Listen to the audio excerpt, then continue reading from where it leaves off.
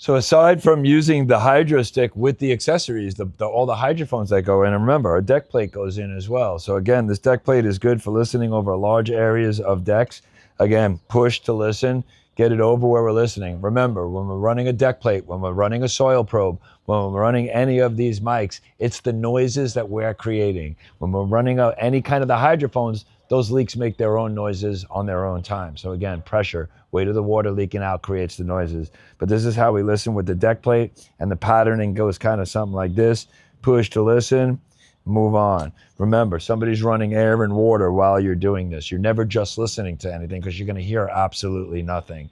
You're going to listen for the sound of the boil, and that's all you're going to listen for when you're using the deck plate, when you're using the soil probe, or any one of these accessories.